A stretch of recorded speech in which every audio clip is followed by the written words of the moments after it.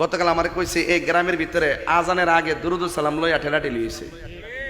এই জামালপুর আমি পরিষ্কার কথা কই ভাই, আজানের আগে দুরুদ সালামটা এটা নবীর উপরে দুরুদ সালাম। সব জায়গাত কাহিনী করি, এই জায়গাতে যদি কলম ধরেন তাহলে আপনার ইজ্জতও থাকতো না, আপনার ইমানও থাকতো না।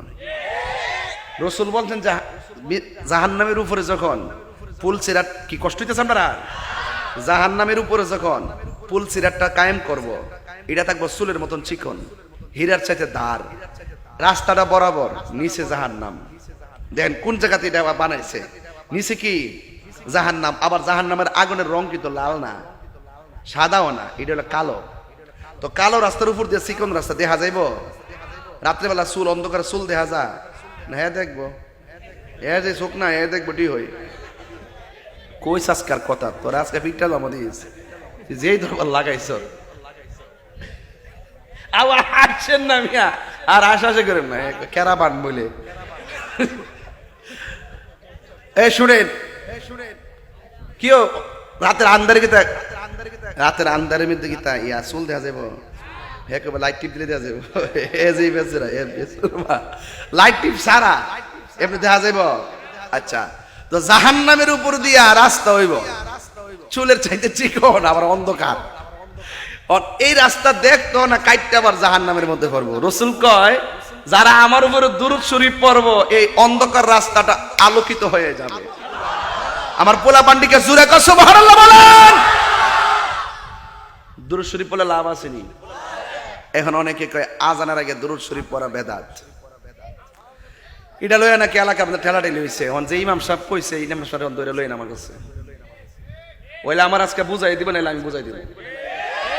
আর যে মুরব্বী কইছে, যে সর্দার লা কইছে, এনারা লইয়া নেন, ওইলে আমার সর্দার বুঝাই দিব, নাইলে উনি আমার বুঝাই যাইব। কথা কোন ঠিক না বেটি? কথা কোন না কেন?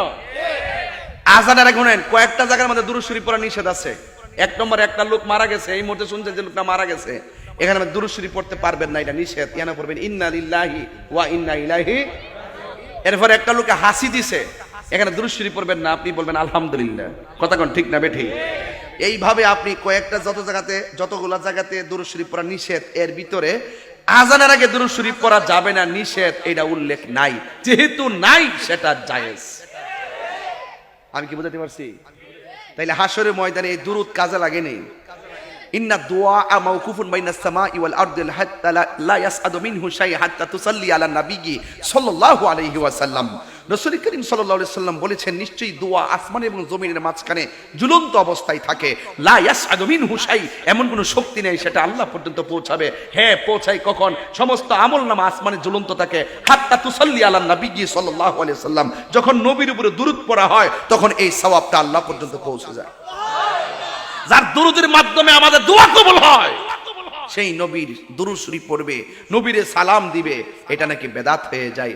অথচ সাহাবায়ে কেরাম রাসূলকে দেখলেই বলতেন আসসালাতু ওয়াসসালামু আলাইকা ইয়া রাসূলুল্লাহ। চিৎকার মেরে কোন সুবহানাল্লাহ। আমরা দুরূদ শরীফ পড়াকে আজানের অংশ মনে করি না। কথা কোন ঠিক না?